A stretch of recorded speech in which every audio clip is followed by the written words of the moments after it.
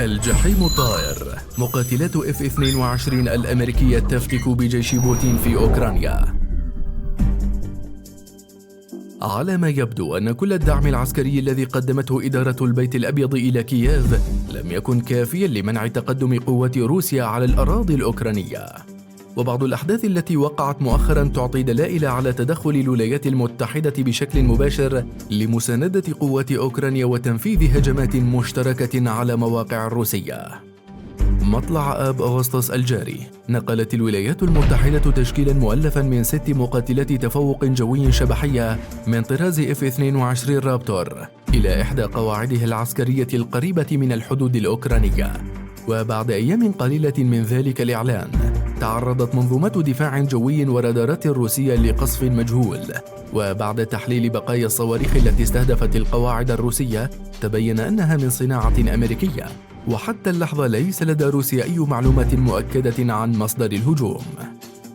نستعرض لك عزيزي المشاهد في هذا الفيديو مزايا وقدرات المقاتلة الشبحية الأمريكية F-22 رابتور ومشاركتها على الجبهة الأوكرانية.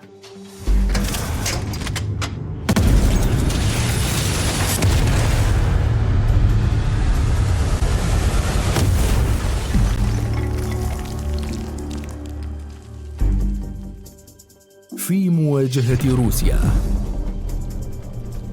فجر 6 من آب أغسطس تعرضت قاعدة عسكرية بالقرب من مدينة بيلغورود داخل الأراضي الروسية لقصف يستهدف الرادارات المشغلة لمنظومة الدفاع الجوي، أدى لتدمير كافة الرادارات المتواجدة في المعسكر، وألحق أضرارا جسيمة بمنظومات الدفاع الجوي وبطاريات الصواريخ، وأخرجها عن الخدمة بشكل كامل.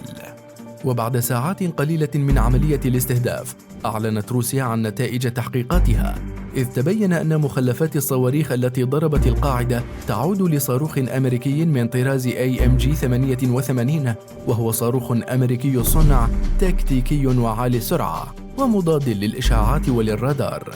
صمم لتتبع إشارات البث الإلكترونية القادمة من أنظمة الرادار التي تعمل من الأرض للجو والإغلاق عليها، مما وضع أمام روسيا إشارات استفهام عديدة حول كيفية وصول الصاروخ الذي يبلغ مداه 120 كيلومترا فقط إلى قواعدها داخل الحدود الروسية.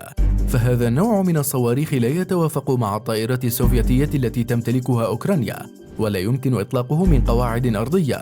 ويبقى الخيار الأقرب للحقيقة هو أن يكون الصاروخ تم إطلاقه من طائرات شبحية اخترقت المجال الجوي الروسي ونفذت هجماتها دون أن تتم ملاحظتها. وما يجعل هذه الفرضية قريبة من الواقع هو إعلان الولايات المتحدة الأمريكية مطلع الشهر ذاته نقل تشكيل من 6 مقاتلات شبحية من طراز F-22 إلى قاعدة 32 التابعة لقوة حلف الناتو في بولندا.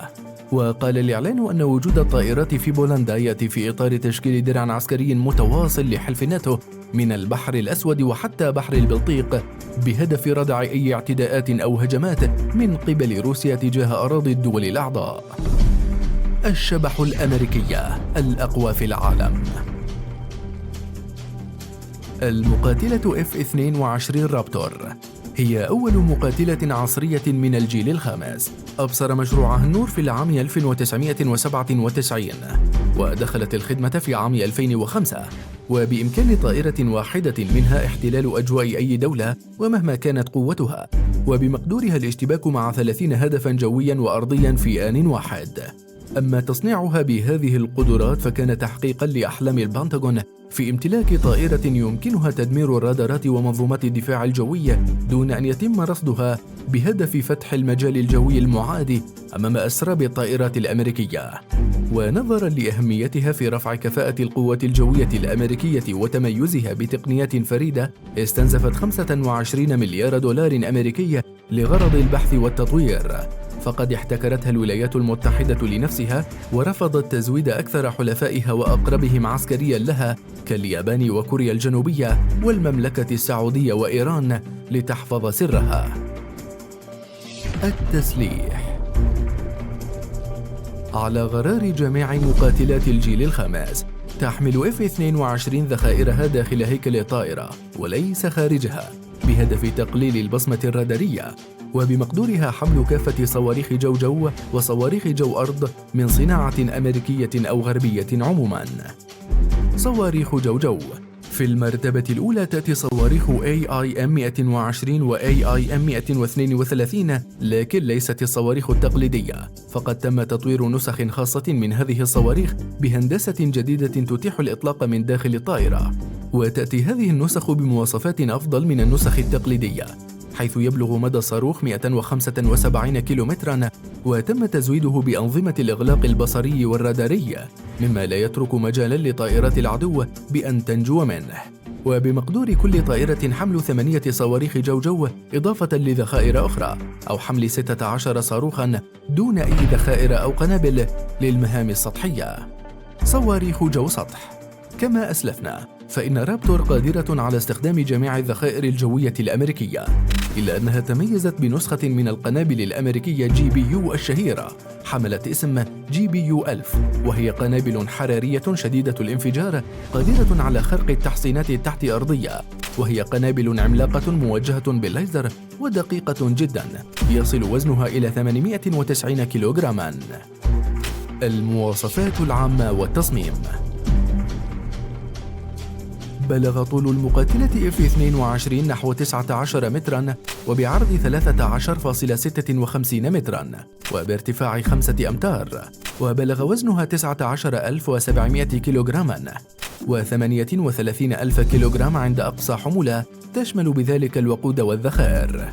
وزودت رابتور بزوج محركات صنع خصيصا لها من قبل شركة لوكهيد مارتن الأمريكية، أتاح لها التحليق بسرعة 2.4 ماخ، أي ما يعادل 3100 كيلومتر في الساعة، بسرعة متواصلة وليست متقطعة، ودون الحاجة لوجود حارق لاحق للمحركات، والوصول إلى ارتفاع 20,000 متر، وبنطاق عمليات يصل إلى 4,000 كيلومتر. أما التصميم، فبلا شك يمكن القول أن رابتور وضعت قواعد الهندسة الحديثة للطائرات الشبحية، وعلى أساسها أنتجت كل من F-35 الأمريكية وSu-57 الروسية وJ-20 الصينية. فقد عمل المهندسون على دراسة كل زاوية وانحناء وميلان في هيكل الطائرة المصنوع أساساً من خامات ماصة لموجات الرادار، وضمن الهيكل تم وضع مئات المستشعرات المربوطة بحاسوب من طراز APIBM 101 يربط بين الرادار متعددة المهام في الطائرة، ويدير حرباً إلكترونية بشكل تلقائي، وتكمن مهمته الأساسية في رصد الدفاعات الجوية الأرضية وتحديد نوعها ومدى خطورتها، وتقديم المعلومات لقائد الطائرة، ويقوم بقراءة طول موجة الرادارات الأرضية والجوية وقوتها، وتوجيه أوامر للرادار العكسي الخاص بF-22 رابتور لإرسال موجات معاكسة لرادارات العدو، وبالنتيجة تصبح رادارات الأعداء مهما كانت متطورة عمياء بشكل كامل عن وجود F-22 في مجالها الجوي. الجانب المظلم لمقاتلة F-22. لا يمكن إنكار أنها مقاتلة شبحية خارقة وتفرض هيبتها وسطوتها في السماء، فهي طائرة فوق صوتية وفضائية وشبحية، كما أن صيانتها بسيطة للغاية وغير مكلفة، وفي ذات الوقت تمتلك سلبيات عديدة كحاجتها للصيانة وترميم أجزاء من المحرك عقب كل 100 دقيقة من الطيران وكل صيانة، رغم انخفاض كلفتها تحتاج إلى أكثر من 30 ساعة متواصلة من العمل.